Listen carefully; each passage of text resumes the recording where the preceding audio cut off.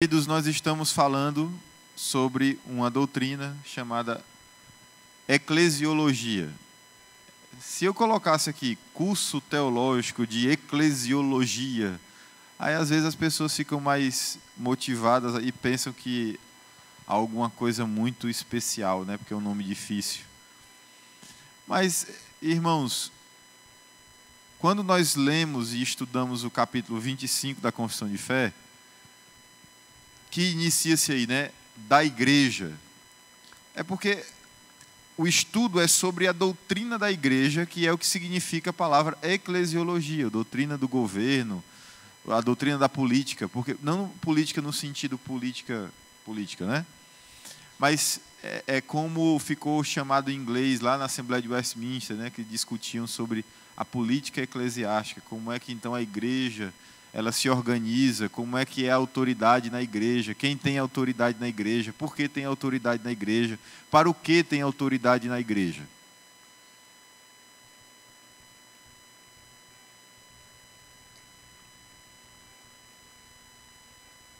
Então, o capítulo 25, ele fala sobre essa doutrina que é muito cara e importante para a reforma. Por que a doutrina do governo é tão importante para a reforma? A doutrina do governo, irmãos, ela também passou por uma mudança considerável. Dentro da estrutura católico-romana, onde o Papa ele exerce uma figura de poder muito forte, e ele, inclusive, é chamado de o vigário de Cristo na terra, seria muito importante, então, que a igreja olhasse para toda essa eclesiologia que a igreja medieval passou a adotar, à luz das Escrituras. Olhar para esse arcabouço governamental dentro da igreja e se perguntar, isso é ensinado pela Bíblia? A Bíblia, ela autoriza que alguém tenha o poder centralizado sobre si? A Bíblia fala de decisão tomada por um único homem, fora Deus, evidentemente, né? Fora Deus em Cristo Jesus, que tinha um poder absoluto. Mas, será que em algum momento na Escritura você encontra, seja no Novo Testamento, seja no Antigo Testamento, fundamentação para que uma pessoa seja líder sozinha, poderosa sozinha, tome todas as decisões sobre tudo dentro de Israel, por exemplo, ou dentro da igreja, sozinha? Essa pessoa tinha essa autoridade? Alguma pessoa teve essa autoridade? A resposta para essa pergunta é não. Em nenhum lugar da Bíblia você encontra um líder tendo autoridade absoluta sobre tudo, que ele pudesse fazer tudo. Sempre foi um poder dividido. Nunca foi um poder absoluto, porque quem tem poder absoluto é Cristo. Mas, pastor, Jesus Cristo não está aqui. Isso é o que um ímpio diz. Jesus está na igreja e ele continua governando a igreja pelo seu Espírito, igualmente como ele foi governante absoluto da sua igreja enquanto esteve encarnado. É porque a mentalidade modernista, ela faz com que nós creiamos, faz com que nós percebamos o mundo de uma maneira mundana ou secularizada. Como se Cristo ele ainda não agisse como ele agiu no passado. E como foi que Cristo agiu no passado? Interferindo quando ele quis, agindo por meio das pessoas quando ele quis. Então, o Senhor Jesus, pelo seu Espírito, continua tendo poder sobre a igreja. E ele decidiu que na igreja, ninguém teria poder absoluto a não ser ele. Essa é a decisão de Cristo. Por isso que conselhos não têm poder absoluto sobre igrejas. Eles têm o poder de governo, de ensino sobre a igreja, mas é relativo esse poder. Esse poder pertence a Jesus Cristo. Se nós, como autoridades, usurparmos o poder de Jesus Cristo sobre a igreja, nós estaremos, então, evidentemente, não sendo líderes legítimos. Nós seremos líderes ilegítimos. Ora, se alguém se declara vigário de Cristo, o que essa pessoa está fazendo? Usurpando um poder que não é dela. Ele está dizendo que ele é o mediador entre a igreja e Jesus Cristo na terra. Ele é o representante no sentido mediatório, irmãos, de Jesus Cristo na terra. E isso é evidente que não é ensinado pela Escritura. Por isso que é importante que nós estudemos a doutrina da igreja. Porque a igreja, como diz o próprio parágrafo 3, e nós vamos ver pela Escritura, a esta igreja católica visível, Cristo concedeu o ministério, oráculos e ordenanças de Deus. Então veja que é Jesus Cristo que concede as autoridades à igreja. Ele é que concede, ou seja, ele tem o poder sobre elas porque foi ele que colocou essas autoridades na igreja. Então essas autoridades elas têm que fazer o que ele quer. Ou seja, Deus colocou na igreja ministérios, oráculos, ordenanças. Ordenanças. Por que eu estou fazendo isso, irmãos? Vocês sabem que ordenanças são essas? A pregação da origem à ceia e ao batismo. São ordenanças de Cristo. E para essas ordenanças, para esses ministérios, Deus, ele dá homens santos para esta igreja, então, ser conduzida segundo, essa igreja ser conduzida segundo esse ministério, este oráculo e esta ordenança de Deus. Então, para o encontro e aperfeiçoamento dos santos nesta vida até o fim do mundo. E o fez por sua própria presença e espírito, de acordo com sua promessa de efetuar neles este fim. E aí a Assembleia de Westminster cita Efésios capítulo 4, versículo 1 ao 13. Por quê? Porque essas coisas só podem ser cumpridas na vida da igreja. Não é, porque, por exemplo, o que seria a ceia sem o ministro para administrar a ceia? O que seria uma água sem o ministro para administrar o batismo? O que seria esse lugar aqui sem o ministro para pregar ordinariamente o evangelho? Seria um monte de madeira. Isso aqui não tem valor nenhum, irmão. Isso aqui é madeira. Isso aqui é um símbolo. Não é um significado em si mesmo. É um símbolo. Isso aqui é um símbolo. Assim como os elementos que ficam sobre essa mesa aqui é um símbolo. Até porque a mesa que Jesus Cristo usou na última ceia era uma mesa baixinha.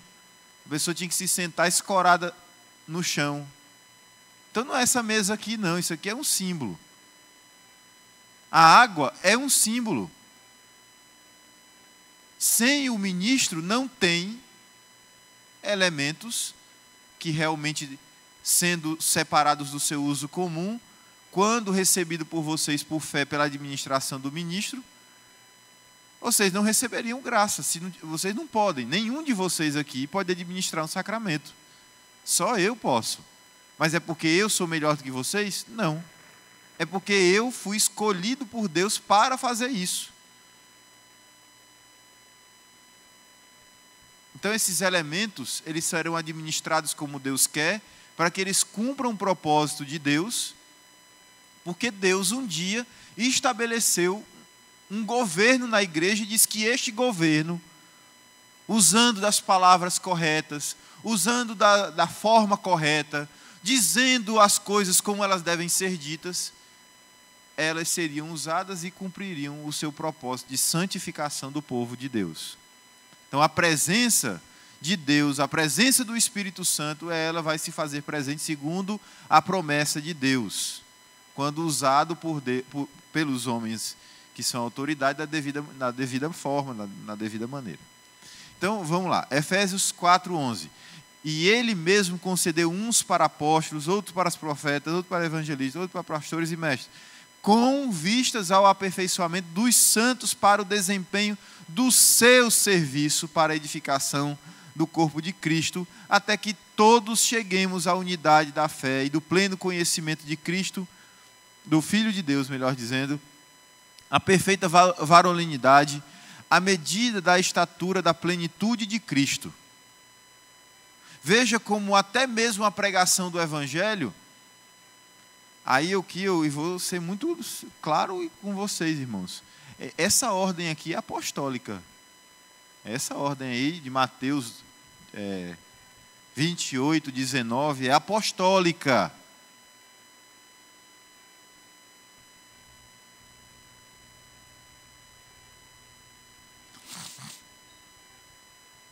Nenhum de nós consegue cumprir Mateus 28, 19.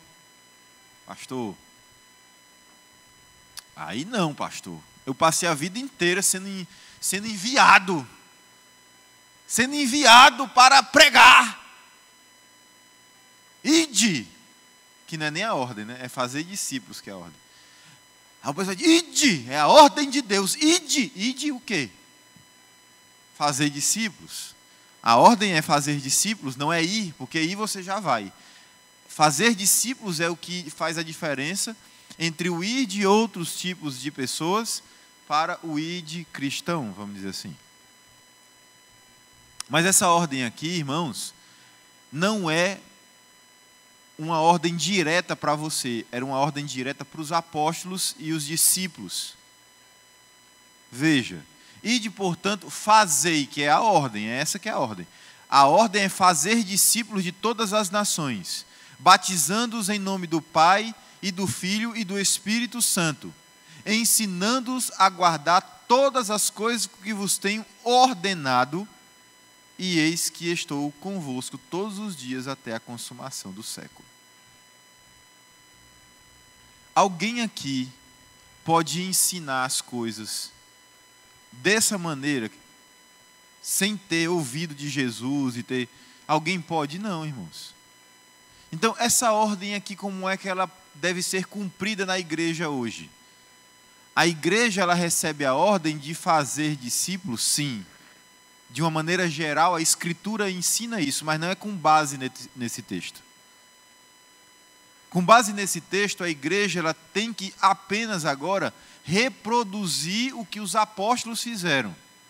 Nós não temos como dizer assim, eu ouvi de Jesus Cristo diretamente e sair batizando pessoas, enquanto eu faço discípulos dessas nações ou de todas as nações.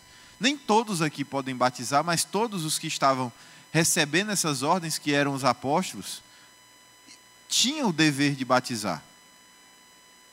Portanto, hoje, quando você evangeliza, você não está diretamente cumprindo esta ordem. Você está cumprindo uma derivação desta ordem, que é pegar aquilo que os discípulos escreveram, que os apóstolos escreveram, que é o Novo Testamento, e ensinando essas pessoas que estão ao nosso redor, nós estaremos então fazendo discípulos. Deu para entender isso, irmãos? Mas é por isso que a Assembleia de Westminster cita esse texto. Essa Assembleia de Westminster cita esse texto por quê? Por que a Assembleia de Westminster cita esse texto nesse lugar? Justamente porque ela está falando sobre que Deus deu pessoas para cumprir ordenanças, para o ministério, para divulgar oráculos. A igreja recebeu isso de Jesus Cristo. Então, quando Deus deu apóstolos, profetas, evangelistas, pastores e mestres para a igreja, Ele também deu uma finalidade para estes líderes, e estes líderes deveriam, então, cumprir este propósito de Deus. Então, quando você evangeliza uma pessoa, não é que você está cumprindo diretamente esse texto ou de Marcos, irmãos. É derivado disso. Você não tem condições de fazer o mesmo que os apóstolos naquela época fizeram. Você pode observar que em Marcos, inclusive, é prometido a eles sinais que você vê nos apóstolos, mas que você não vê depois dos apóstolos. Como, por exemplo, ser picado por uma serpente e não morrer. Quem foi que passou por isso? Quem passou por isso, irmãos? Paulo. Paulo foi picado por uma víbora depois que houve aquele naufrágio. Ele foi picado por uma víbora e até disseram assim: esse homem é muito amaldiçoado, porque ele sobreviveu ao naufrágio e depois que desceu do barco foi depois que desceu do barco não, depois que saiu do mar foi picado, então tem que morrer mesmo.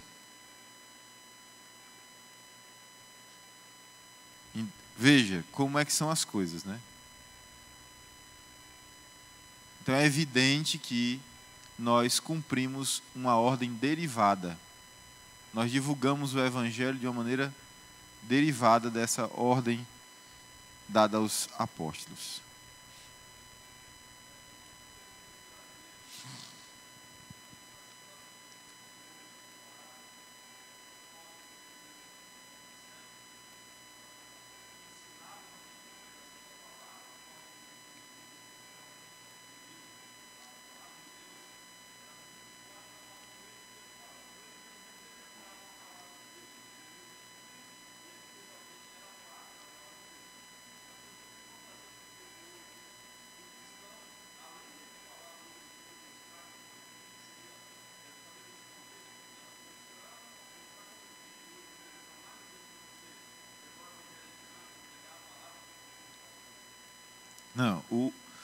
Não existe nenhuma forma de comunicação mais forte do que a fala do Evangelho. Por quê? A vida do cristão é falha. Então, se você prega um Evangelho perfeito, que o Evangelho é perfeito, falhos somos nós, e você não fala para essa pessoa que o Evangelho ele fala além do que a minha vida, ela vai dizer assim: então quer dizer que um evangélico é assim? Porque a pessoa ela sempre vai querer achar um defeito. Por isso que o apóstolo Paulo ele disse para os coríntios, em 2 Coríntios, o seguinte: eu não estou pregando a mim mesmo, eu prego a Cristo. Ele diz isso aos coríntios, se não me engano é 2 Coríntios, capítulo 3 ou capítulo 4, ele fala justamente sobre isso, sobre não falar com a sua própria vida. Ele não está falando de si mesmo e nem... Porque quando Paulo, por exemplo, quando Paulo fala assim: sede meus imitadores como eu sou de Cristo, ele está dizendo sim, a minha vida é uma imitação de Cristo, mas é só na medida que eu imito a Cristo que você me imita. Naquilo que eu não imito a Cristo, você não me imita, mas isso tem que ser falado. As pessoas precisam, de qualquer maneira, elas devem ouvir o Evangelho, elas têm que ouvir o Evangelho. A fala e a prática ela tem que andar junta, mas mais importante do que a prática é a fala. Porque o Evangelho é que tem poder, não é a sua vida cheia do Evangelho que tem um poder. Se você disser, por exemplo, eu já dei esse exemplo aqui, né? Quantas vezes pessoas não ouviram Caio Fábio pregar na década de 80, de 90, pregar a verdade mesmo, pregar a verdade. E hoje ele é um ímpio, assim, hoje não, ele sempre foi, mas ele se escondia atrás daquilo. O Caio Fábio, ele nega Cristo, ele nega a palavra de Deus, ele diz que a Bíblia é um livro de homens e etc e tal. Ele fala várias coisas assim. Um homem que defende a homossexualidade, assim como se, assim, homossexual, o que tem? É como mais é uma inclinação, é um desejo, é um amor, é uma coisa assim, como o homem pela mulher. As ideias desse homem hoje não invalidam o que ele falou de certo quando ele estava pregando a verdade. Hoje nós não ouvimos a pregação dele, não só porque ele é um imoral, porque ele fez imoralidades, defende a imoralidade, mas porque ele prega a mentira. É como você olhar para a vida de Davi. Davi poderia ficar calado com a vida dele? Diz assim: olhe para mim. Deus disse que ele era um homem segundo o coração dele. Mas dava para olhar só para a vida de Davi? Não. Senão ia encontrar uma inconsistência muito grande na vida dele. Então, o principal para onde se olha é para o Evangelho pregado. A Bíblia manda a gente olhar também para quem está pregando, porque a vida de quem está pregando dá muitas dicas sobre que ele está falando, né? Mas não é em primeiro lugar, é em segundo lugar. Então, em primeiro lugar vem o que sai da boca. Lembre-se do Apocalipse capítulo 13. Apocalipse capítulo 13 fala sobre um bicho que parecia ser Jesus, mas não era. Que parecia ser Deus, mas não era. Que parecia ser o Espírito, não é a besta lá. Então, veja. Ele parecia um cordeiro, mas falava como um dragão. Como é que você sabe que uma pessoa realmente é um dragão e não é um cordeiro, ainda que pareça um cordeiro? É pelo que ela fala. Porque ela pode ser muito caridosa, ela pode ser muito bondosa, ela pode ser cheia de virtudes, dessas coisas todas. Mas ela ensina o erro, a perversão. Ah, pastor, então pessoas que estejam vivendo todo errado a gente tem que ouvir? A Bíblia também diz, Paulo falou, né? Lá em 2 Timóteo capítulo 3, que a vida de quem fala também é importante. Também é importante, eu não estou dizendo que não é. Mas o maior sinal da depravação, da apostasia de uma pessoa, não está simplesmente nas suas atitudes, porque tem pessoas que nunca vão cometer um adultério, que nunca vão cometer um assassinato, um roubo, nunca vão fazer nada de errado. Nesse sentido. Mas é um ímpio perverso que distorce a palavra de Deus e vai para o inferno. Então, o caminho, ele é complexo. Não é tão 2 mais 2 são 4 para às vezes você identificar um falso profeta. Por isso que Paulo diz que nós deveríamos nos acautelarmos deles, porque eles são muito sutis. Em muitos casos, são muito sutis. Vamos para frente. Esta igreja católica tem sido por vezes ora mais, ora menos visível. O que significa? Que existe igreja pura e igreja menos puras. O que significa isso? Mais uma vez. Irmãos, tem momentos na vida da história da igreja cristã, ao longo desses 2000 anos. Houveram momentos nessa história em que você olhava para a igreja e dizia assim, rapaz, a gente mal consegue ver a igreja, de tão mergulhada em heresias, mergulhada em pecado, mergulhada em si mesma que a igreja estava. Quando você olha para toda a história do cristianismo, você diz assim, meu Deus, como foi que a igreja surgiu, como foi que a igreja sobreviveu ao século 13, 14 e 15. Como foi que a igreja sobreviveu ali? Mas sobreviveu. Os séculos 13, 14 e 15, mas principalmente o 14 e o 15, irmãos, a igreja se perdeu.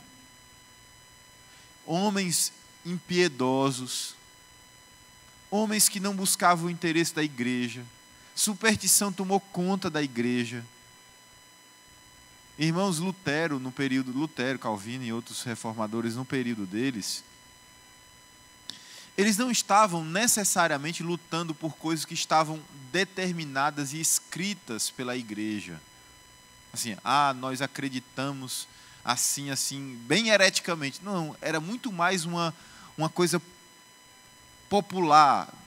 Era uma prática de decreto apenas papal. Era um negócio muito menos teológico e muito mais prático, como é o que a gente vê hoje em dia no meio evangélico. Eu digo a vocês que o mundo vai olhar para a nossa época, irmãos, e vai dizer, esse é um momento, foi um período da história da igreja de grande declínio, porque os evangélicos, para mim, evangélico é pior do que os católicos do período da Reforma.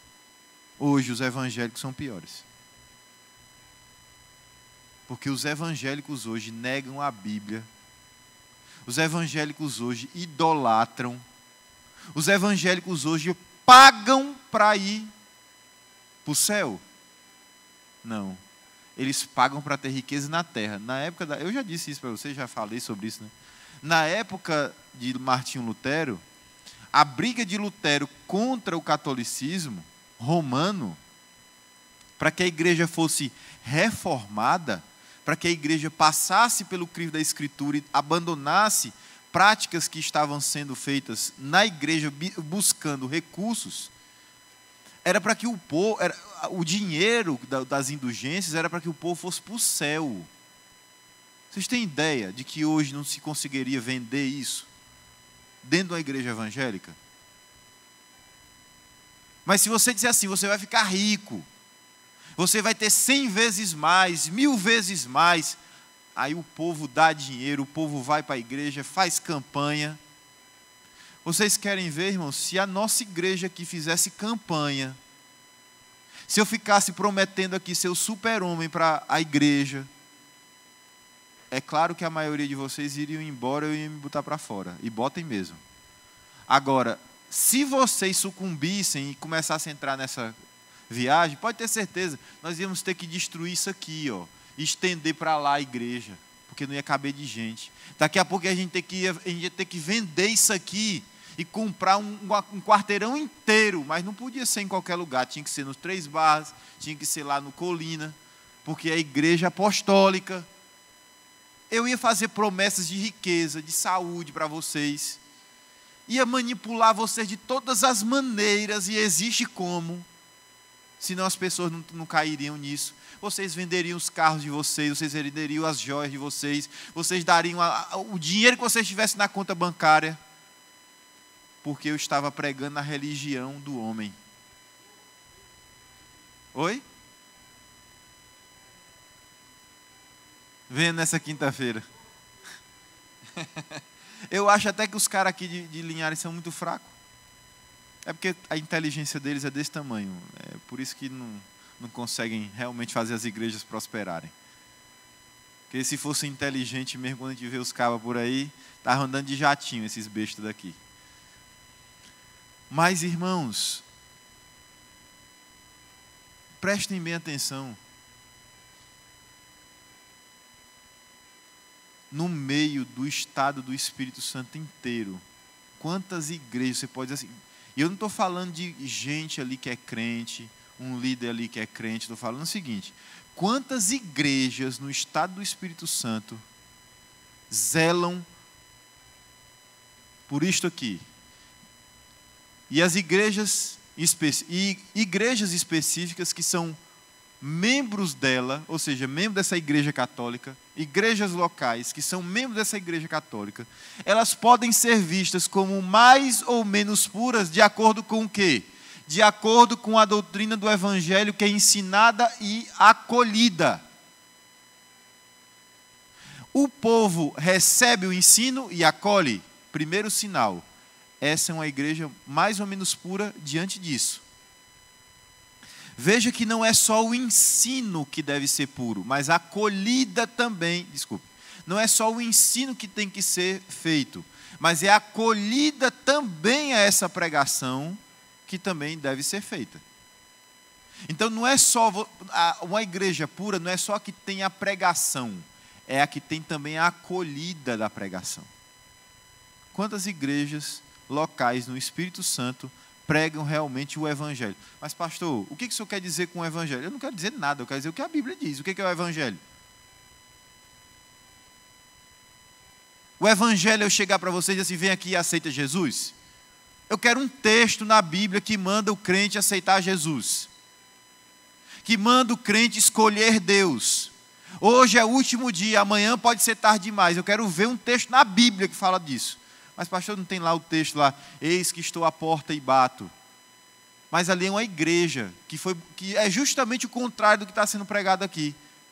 Aqui dali é uma igreja que vivia no pecado, e o pecado era tão grande que simbolicamente eles expulsaram Jesus da igreja. Jesus estava lá do lado de fora da igreja dizendo, eis que estou à porta e bato. De tão ruim que era a igreja. Essa é uma igreja não pura. Ou menos pura. Então perceba, meu irmão, que uma igreja arminiana não é a igreja que ouve o evangelho. Igreja que diz que o homem é que escolhe a Deus não é a igreja de Jesus Cristo. Porque Jesus Cristo não precisava ter vindo ao mundo, morrer pelos nossos pecados, para depois eu ainda chegar e dizer assim, eu aceito ou não aceito, você quer ou não quer? Coitadinho de mim, me aceita, por favor. Já pensou Jesus aqui implorando para tu aceitar Ele? Como se houvesse uma necessidade existencial em Jesus. Como se Ele estivesse carente de alguém. É como se Ele tivesse vindo ao mundo dar um passeio aqui para saber se alguém aceitava Ele. Será que alguém vai me aceitar? Será que alguém vai me querer? Ó vida, ó céus. Não tinha aquele desenho, né? Ó vida, ó céus. Bem me quer, mal me quer. Bem me quer, mal me quer. É o Deus bem me quer, mal me quer. Isso não é evangelho. Aí eu me pergunto, quantas igrejas no estado do Espírito Santo prega com fidelidade e a igreja acolhe essa pregação fiel? Quantas? Segundo, administra as ordenanças de forma fiel. O que é isso? Como é que a ordenança do batismo e da ceia, que está ligada à pregação, porque só existe ceia e batismo por causa da pregação. A pregação, ela é a fonte geradora da ceia e do batismo. Então, como é que essa igreja administra essa ordenança do batismo e da ceia? Essa igreja administra como a disciplina, que é uma ordenança de Cristo. Não é um sacramento, mas é uma ordenança da igreja. Como é que essa igreja disciplina os membros faltosos? Ela disciplina? Você já foi em alguma igreja, passou lá, 10 anos, você nunca viu ninguém ser disciplinado? Essa igreja não é séria. É impossível que em 10 anos não tenha havido nenhum caso, nenhuma possibilidade de disciplina. É impossível, irmãos. É impossível. Impossível.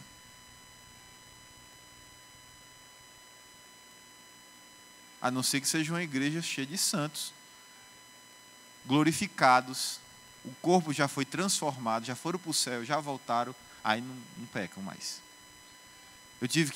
Eu ouvi isso de uma pessoa que o povo admira aí na internet e tudo mais. Houve uma necessidade de um pastor amigo meu fazer uma disciplina na igreja, e era um caso muito complicado. Ele ligou para um pastor muito famoso aí da internet, que se diz reformado, perguntou para ele: fulano, eu estou com essa situação, como é que a gente faz para proceder com a disciplina desse caso? Sabe o que ele respondeu? Graças a Deus, nesses meus 20 anos de ministério, nunca precisei disciplinar uma pessoa. Eu me pergunto, esse homem, ele é reformado mesmo? Ele é crente mesmo? É um pastor fiel? Porque ainda não teve uma oportunidade dessa na minha vida. Eu sou pastor, irmãos. Infelizmente, sim, eu tive que disciplinar muitas pessoas. Eu quero dizer assim, eu com um conselho. Na nossa igreja tem pessoas sob disciplina. Então eu sou um infeliz porque disciplinei alguém, e ele é feliz porque nunca disciplinou ninguém. E ele quer me convencer que a igreja dele é pura, assim. Ele há 20 anos no ministério nunca disciplinou ninguém. Não é possível. Irmãos, é impossível que uma igreja não tenha disciplina durante 20 anos. É impossível. A não ser que tenha só bancos lá também. Pode ser que não seja assim, tenha só bancos na igreja. Terceiro, o culto público. Como é que é o culto desta igreja?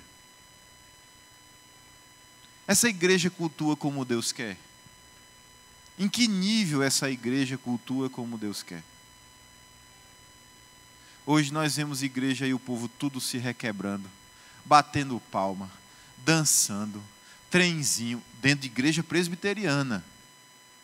Esse negócio de que a igreja presbiteriana é uma igreja maravilhosa, parece que em todo lugar ela é fiel. É não. É não. A igreja de Jesus Cristo em todo lugar é fiel. Algumas são mais fracas, é verdade. Algumas têm mais dificuldades, é verdade. Algumas precisam de mais disciplina, é verdade. Mas também tem umas que é sinagoga de Satanás. Usa o nome de Cristo pior do que a Igreja Universal. Usa o nome de Cristo pior do que o Papa. E é presbiteriana. É batista, é Assembleia de Deus. Eu não tenho essa coisa corporativista, irmãos, que normalmente o evangélico desenvolveu para se defender do católico. Para dizer assim, não, é a católica que é errada, a minha não é não. A sua não é não, mas e aquela igreja lá da esquina, aquele boteco lá que virou igreja, que o bêbado que bebia no boteco agora é o pastor? Pois é, está errada também. Mas os evangélicos hoje não admitem isso não. Todas as igrejas estão certas. Todas elas estão certas. Isso não é verdade. Isso não é verdade, irmãos. Todas as igrejas de Jesus Cristo são conduzidas por Jesus Cristo. Jesus Cristo se importa com elas. Jesus Cristo as quer. Jesus Cristo trouxe-as todas para perto dele. E ele trata com essas igrejas. Se uma igreja, a doutrina não aparece nela, ou muito ralamente, o povo não abraça a doutrina, ainda que seja pregada a verdadeira doutrina para ela. As pessoas não estão vendo os sacramentos ser administrados corretamente, e também elas não se importam.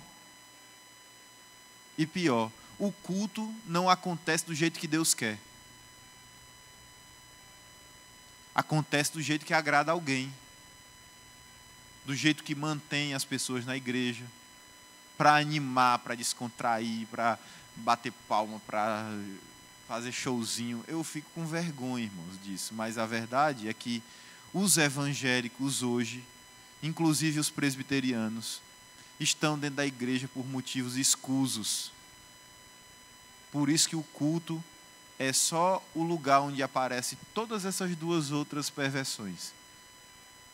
As duas coisas que estão ali em primeiro lugar só podem ser vistas no culto público. De forma clara. Só podem ser vistas assim, claramente no culto público. Sabe por quê? Porque um povo que não se importa com doutrina não vem para a igreja não, irmãos. Um povo que não se importa com cumprir a palavra que foi pregada, eles não vêm para a igreja não. Então aí você já vê na ausência. Mas quando se faz presente, é assim, é chato, não está bom, a pregação está durando demais, a gente não canta batendo palma, a gente não canta a música do Thales Roberto, que eu não sei nem se está mais na moda, não sei nem qual que está na moda hoje. A gente não canta a música da moda, a gente não canta o fulano de tal, a gente não tem a unção, a gente, sei lá o que seja, o que se diga.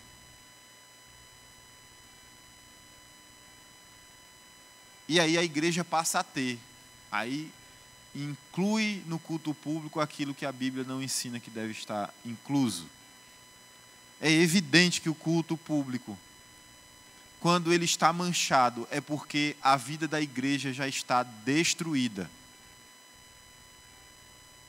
E, irmãos, eu digo para vocês uma coisa. É verdade. Deus, Ele põe pastores fiéis em igrejas que são infiéis. Deus põe. Para chamar remanescentes do meio dela. Nem sempre o trabalho e a tarefa de um pastor, de um presbítero, do conselho de uma igreja, é manter todos na igreja. Nem sempre é. Às vezes pode ser dizer assim, é melhor você sair. É disciplinar, é excluir, porque essa pessoa não quer viver o Evangelho. Ela está dizendo isso nas suas atitudes e nas suas falas. Por isso que a igreja tem autoridades, justamente para zelar para que a igreja seja o quanto mais pura possível, o quanto o Espírito Santo nos proporcionar pureza, a liderança deve procurar esta pureza no Espírito Santo. E aqui, para nós, é dobrado, né? É pureza no Espírito Santo, no Espírito, na terceira pessoa da Trindade, e pureza no nosso estado do Espírito Santo. É um estado abençoado. Você pode observar. Tem corona na Bahia, tem corona em Minas, tem corona no Rio e não tem corona aqui. É estranho, né? Vamos lá. Romanos 11:3. Senhor, mataram os teus profetas, arrasaram os teus altares, e só eu fiquei, e procuraram tirar minha vida. Que lhe disse, porém, a resposta divina? Reservei para mim 7.000 homens, que não dobraram os joelhos diante de Baal. Vocês sabem que episódio é esse que Paulo está citando? Paulo está respondendo assim: Deus falhou quando enviou o seu filho e Israel, os judeus, negaram a Jesus Cristo? Deus falhou na sua promessa? Paulo está respondendo que não. E como é que a resposta de Paulo acontece? É dizendo assim: olha, um dia uma pessoa pensou que Deus iria deixar o povo sem remanescente. Quem está dizendo isso? Elias. Elias foi para dentro de uma caverna e dizer: Senhor, só tem eu agora. E Deus foi lá e respondeu para ele: não tem só você não, tem mais 7.000 que não se dobraram a Baal. Ora, irmãos, eu pergunto, quantas igrejas fiéis tem no estado do Espírito Santo? Eu digo para vocês que são muito menos do que vocês imaginam. Deus não faz nada com números não, Deus faz com fiéis. Porque se fosse com números, Deus já estaria falhando. Porque no Espírito Santo não é maioria, na Bahia aqui não é maioria, no Rio de Janeiro não é maioria, no Brasil não é maioria e no mundo não é maioria.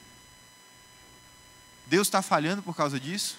Não, mas Ele sempre reserva dentre todos estes os seus fiéis. Deus sempre suscitará um povo para ser seu. E esse povo vai chamar pelo nome de Deus. E Deus vai ser o Deus dele. Deus vai ser o Deus deles. Deus sempre tem um povo para si. E Ele chama da maneira sobrenatural, como Ele sempre tem chamado ao longo dos anos. Ao longo dos séculos, Deus sempre chamou o seu povo. E não vai ser diferente agora. Imagine, irmãos, quantos e quantos crentes passaram quase o ano todo de 2020 sem ir à igreja. Quantos? Porque os pastores são covardes e fecharam as igrejas. O povo ia trabalhar e ele dizendo: fique em casa porque a gente tem que respeitar, veja bem. Mas o povo dele, as ovelhas dele, se expunham para ficar doentes. Mas ele não podia se expor, nem para ficar doente, nem para ser preso. E o povo passou o ano de 2020 sem cultuar a Deus. Porque são covardes. Porque são omissos. Preguiçosos. Só querem saber do dinheiro. Eu duvido que eles dispensaram o dízimo do povo. Duvido. Porque o dízimo, tem que ir para o bolsinho. Agora, ele ir pregar o evangelho, ele ir fazer culto até escondido, ele ia nada, porque fica em casa.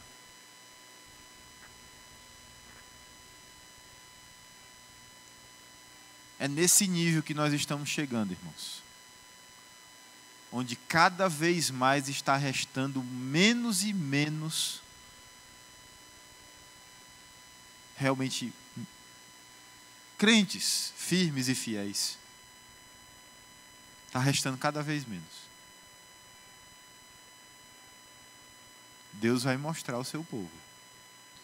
Porque, irmãos, quando o povo de Deus, igreja primitiva, saía de casa dizendo assim: eu posso morrer. Existe uma grande chance de eu morrer, mas eu vou cumprir. Olha, irmão, lá em Roma tem catatumbas até hoje. Se você for um dia viajar para Roma, se eles deixarem de sair de casa, né? Deixarem com o negócio de sair de casa, você voltar a poder viajar. Aí você vai lá para Roma e você vai visitar as tumbas, os esgotos, onde os crentes se reuniam porque eram perseguidos. Muitos eram pegos e mortos. Eram entregues a leões, eram queimados vivos. Muitos e muitos, irmãos, os historiadores dizem que quando Constantino ascendeu ao poder como imperador e ele foi tolerante com os cristãos, os historiadores vão dizer que Constantino foi tão amado, foi tão admirado, a igreja passou a ter tanto amor por ele, por causa disso, que as pessoas, os inimigos do cristianismo, começaram a falar disso como uma coisa ruim. E hoje os comunistas que escrevem história, porque você pensa que não tem isso, mas tem. A forma de contar do comunista a história do cristianismo passa por essa depreciação da figura de Constantino, que protegeu a igreja. Constantino protegeu a igreja. Porque os cristãos eram mortos a centenas, aos milhares os cristãos eram mortos, irmãos. Pela fidelidade e adoração a Deus, a doutrina do Senhor.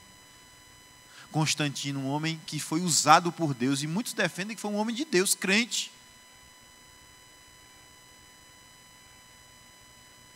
Quando ele ascendeu, ascendeu ao poder, foi algo que realmente encheu o coração da igreja de alegria. Mas vocês sabem por que encheu tanto de alegria?